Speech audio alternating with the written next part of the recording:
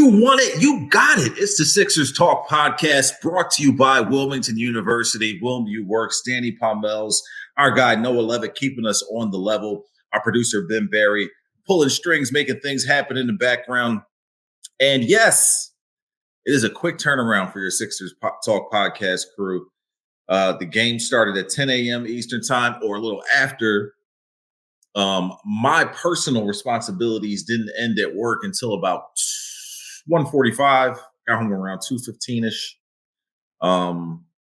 Noah, I'm sure you were working from home. How late did you stay up last night? Something along those lines. Yeah.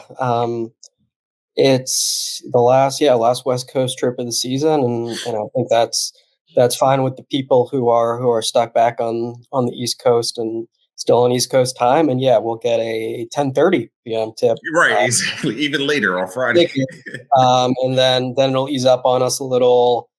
James Harden versus the Sixers, a nationally televised afternoon game. So if you're a hardcore person who's staying up for these West Coast games, you at least get a little respite on Sunday afternoon. But I would say you could call yourself a hardcore fan if you stayed up till the bitter end of this Sixers loss to the Suns to open the trip.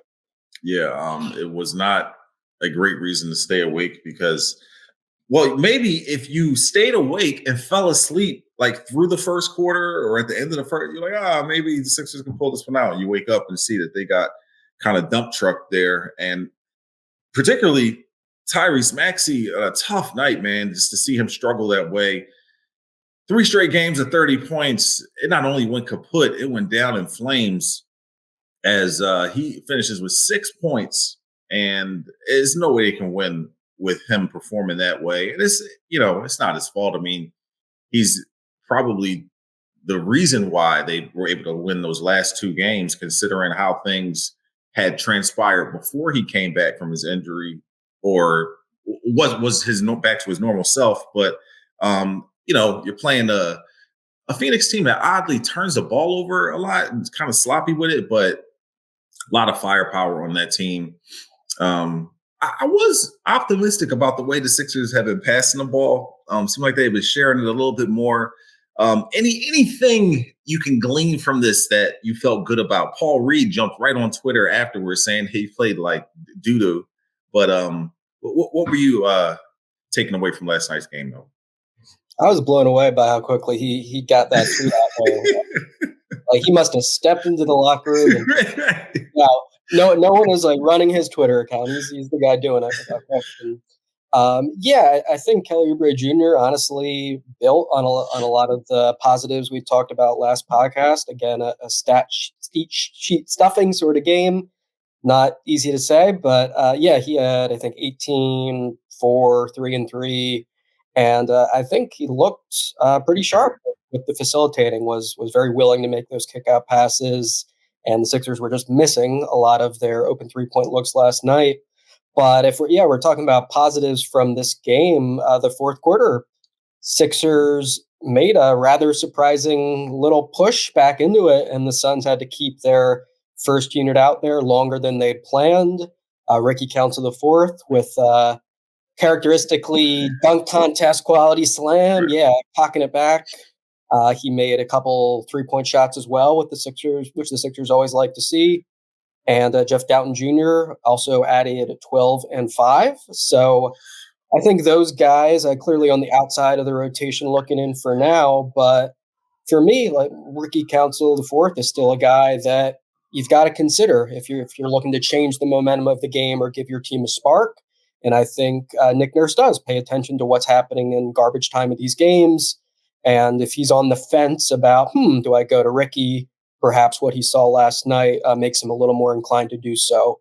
But yeah, I don't think there's much of substance if we're talking about great things from the Sixers in this game. But they were better than the Suns in the fourth quarter, and it was kind of wild to see like Ricky Council the fourth hitting threes over Kevin Durant and talking a little trash, and the Sixers actually making the Suns sweat a little bit.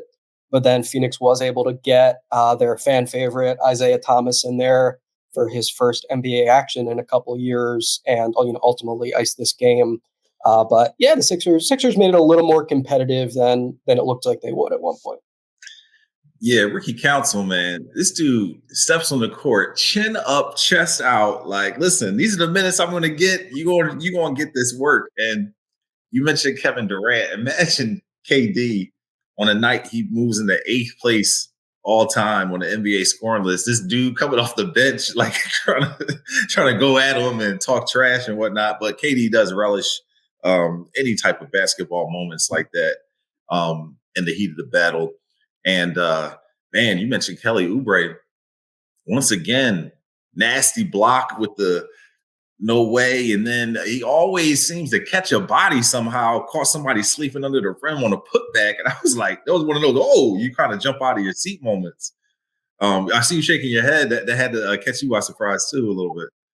I guess not too much by surprise at this point. Like you said, he's doing that regularly. But yeah, he has some next level twitchiness and explosiveness. It's not just the first step, which the Sixers, of course, feel he can get by anyone on the perimeter. Yeah, those putback slams I think catch other teams off guard, and he's pretty elite in that regard. So yeah, no doubt, Oubre keeps trending up, I think.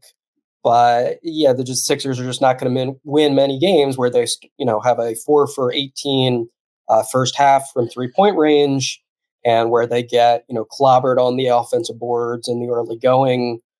They did win the turnover battle aspect of the possession game, but as we always say, lower margins for error with Joel Embiid out of the lineup.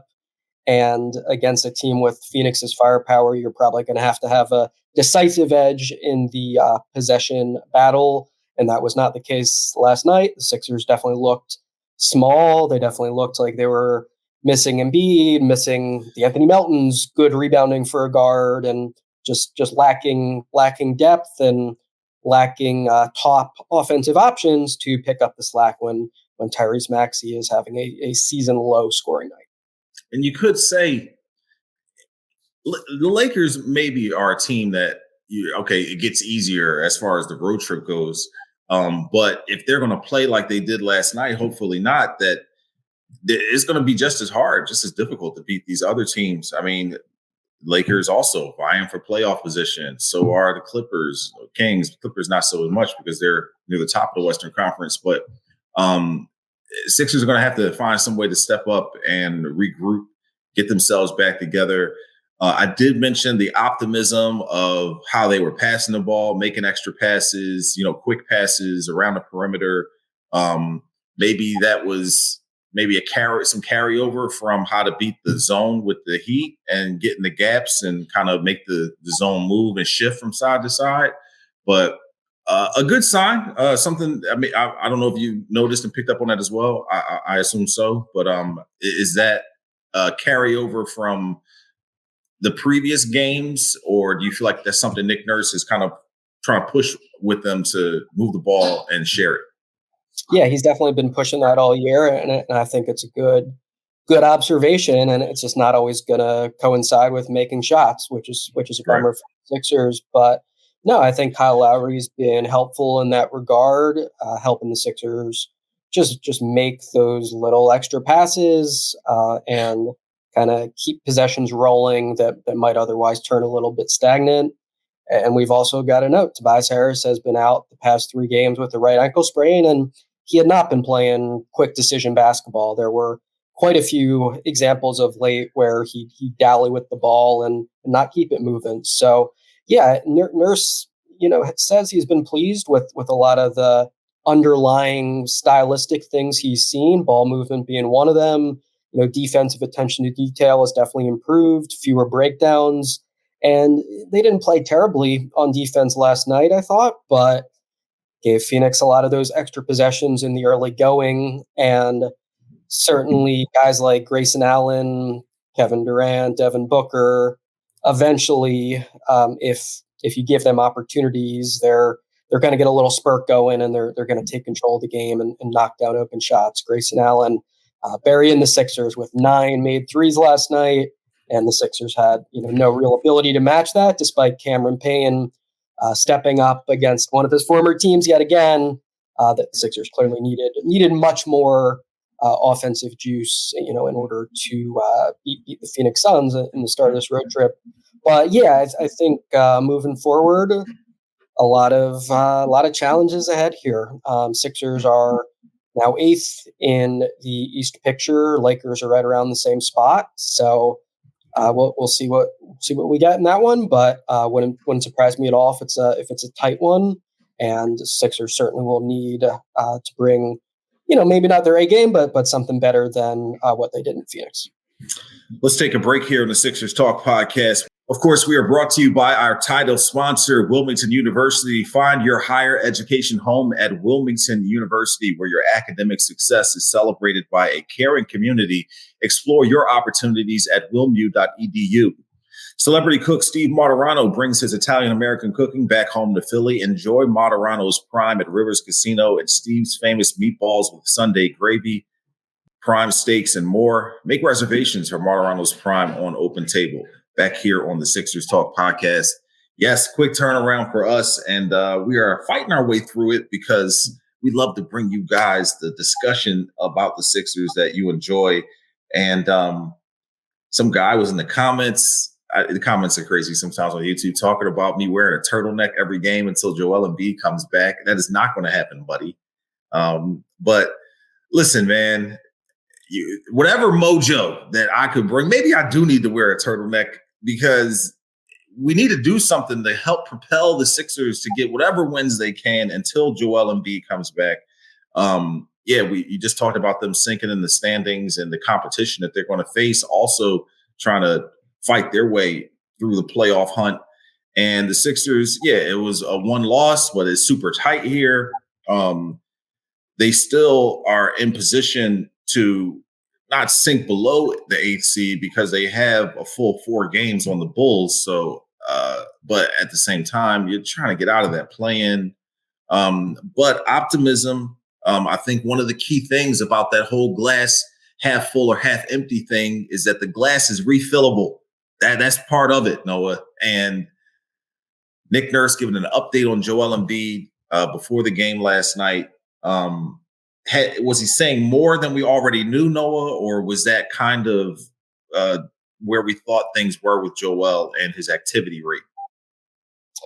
Sounded, like the gist was the same, but definitely, reaffirmed that the Sixers feel positively about Embiid's trajectory. So, I think probably the most notable thing from what Nurse said to reporters pregame is Embiid has been out there doing basketball activity just about every day. So it's not just that he's, participating in their recent practice and that he's doing his own workouts and lifting. No, he's on the court and making positive steps, on a regular basis for the Sixers. And they expect him to be back this season, but still no willingness to say, that's going to happen on this date or we expect it to happen within this little window. I think definitely if you're a Sixers fan and you heard what Nick Nurse had to say, you probably feel decent, but you also want to see proof that Joel Embiid is indeed doing contact practices, able to do 5-on-5, whatever, and those steps have not been checked off yet. But it sounds like that could be on the horizon, and that's great for the Sixers if that's the case. But for the time being, they'll try to handle the rest of this West Coast trip without him, and not easy work. Now I believe 9-14 without Joel Embiid. But entirely different ball game if and when he is back out on the court for them. Less than a month left in the season. You would hope things could ramp up here over the next few days, but you also want him to take it slow and come back when he feels healthy. So it's like a weird, betwixt and between situation here where you want Joel Embiid to come back. You also want him to be his normal self. I was most encouraged, of course, it's the eye test, man. Just seeing him and him being his jovial self and seeming like he's still that, big fabric part of the team. Of course, he had his birthday and they kind of celebrated him in the locker room. I think we never really talked about that on the podcast. But I just am encouraged by those signs. Just seeing him being happy, thinking, based on what he said about wanting to come back, hearing the positive reports from the team, I'm encouraged that there's still a chance. I think if we're talking about optimism, I think fair enough. If you want to be more optimistic than saying there's still a chance, that's still the expectation for the Sixers. So that seems sincere based on the fact that he's doing steady work at this point, and Nick Nurse is using terminology like ramp up in the near future for Joel Embiid. So, it's still not especially tangible or specific when we're talking about these updates. We're having to rely on amorphous concepts or whatever. But no, I do think we're being on point with framing this as good steps for Joel Embiid in the latest little stretch here for sure. Bit of a viral moment in the NBA last night that once again, staying up way past the time that we probably should be in the bed, but or just working, period. And the Clippers were playing Portland, I think, and they were up big. James Harden comes down the paint, makes a pass to Kawhi Leonard in the corner, and he's wide open in front of the team's bench, and which, pretty much a lights out shot for Kawhi Leonard or any superstar, shortest three on the floor. But instead of just letting Kawhi Leonard shoot the three, James Harden closes out on him as if he's like going to contest the shot. Kawhi ends up missing the shot, but it just speaks to maybe the vibes going on with that team. Of course, you're playing Portland, a team you feel like you already have one in hand against, and the game was trending that way for sure. But I guess I assume you saw that, Noah. What did you make of it? And I guess that's the kind of Clippers team that we're going to get here come the weekend. I thought that was amazing. I've never seen anything remotely like that. And I went a million different directions trying to understand like what motivated. Right, you had to rewatch it. You had to watch it more than once. Like, what did I miss something? Like, what's going on? Yeah, I've seen a guy makes a pass to a teammate and I guess starts running in their general direction with the sense of I'm so confident he's going to make it. I'm already starting to run back down the court. But no, James Harden beeline to the corner and put his hand up to contest his own teammate. He at least didn't make a serious effort to block Kawhi Leonard, and I don't think that would have been successful even if he did. But would have been beautiful if it went in. It would have been one of those. Yeah, it would have been even more impressive. But but yeah, James Harden still has a knack for the viral moments in his mid-30s. I have never seen anything like that though. So yeah, really curious to see what he's going to bring to the table for this matchup against the Sixers. I think the Sixers, in all likelihood, will try to put some pressure on him and send blitzes and make other guys beat you. But of course, the Clippers are well constructed to have options besides James Harden to score a bunch of points and to hurt you. So Sixers, I think, would love to go into that matchup with a win against the Lakers under their belt, of course. And it's going to be intriguing, though. I think sometimes we overhype these, guy against his former team sort of things. But no, we've all been waiting to see this. James Harden against the Sixers, and it's finally almost here. And in short order, we get them back at the Wells Fargo Center, so that will be fun as well. Another moment from around the NBA, Steph Curry, man, 300 three-pointers in an NBA season for the fifth time in his career. And Amy Fadul, our podcast friend and coworker, she was, talking about it and saying how it's only been done 7 times in NBA history, and Steph has done it 5 times. So I was like, oh, who are the other 2? And she looked it up. Any guesses on who the other 2 guys are who've breached 300 threes in the NBA season? I got to think it skews pretty modern. I'll give James Harden for one of them. Correct. Second one is got to be a really high volume guy, maybe Luka. Klay Thompson. Klay Thompson. Yeah, it was like almost a layup there. But man, pretty remarkable. I mean, LeBron James and JJ Redick's podcasts are really getting a lot of traction on social media, and the X's and O's approach that they're taking with that. And viral clip from that has been LeBron saying that the guys that he feel have changed the game the most in his lifetime are Allen Iverson and Steph Curry. And man, that was hard to argue against. Just listen, when these kids show up to the court, and particularly, just raising my son in the Steph Curry era, they all just start at half court, just throwing up shots, just trying to emulate what they've seen from this guy, Steph. It just has changed the game in an unbelievable way.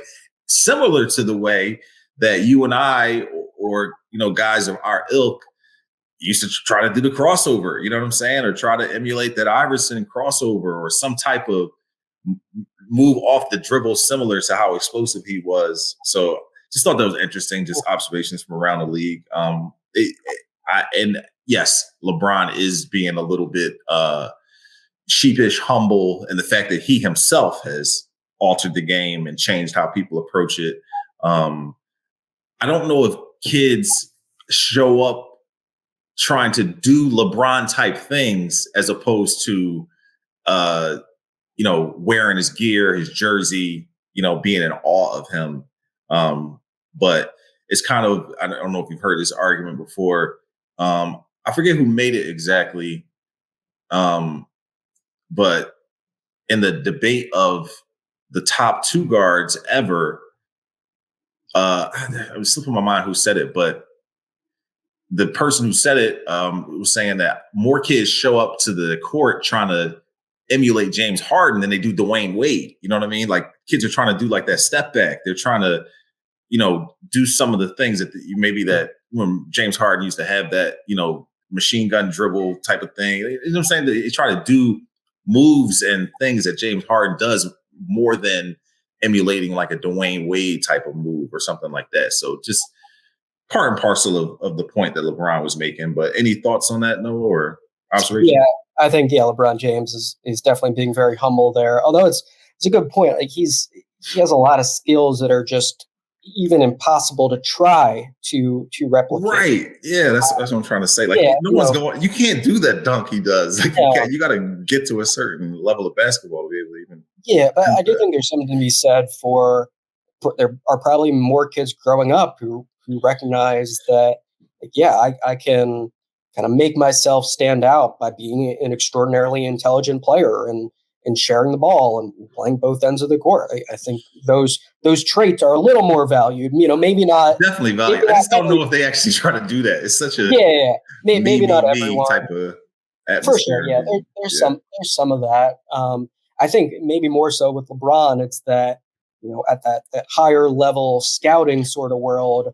Like, nowadays, if you see someone who's over 6'6" and has skill and size, they're naturally like an attractive compared prospect. to LeBron or something like that. Right. I feel you, bro. Check out Noah Levick's work on NBC Sports Philadelphia.com. He's always working and on top of all things Sixers related. For Ben Berry, I'm Danny Pommells. Thanks for listening and watching the Sixers Talk podcast, brought to you by Wilmington University. WilMU Works. We'll see you next time.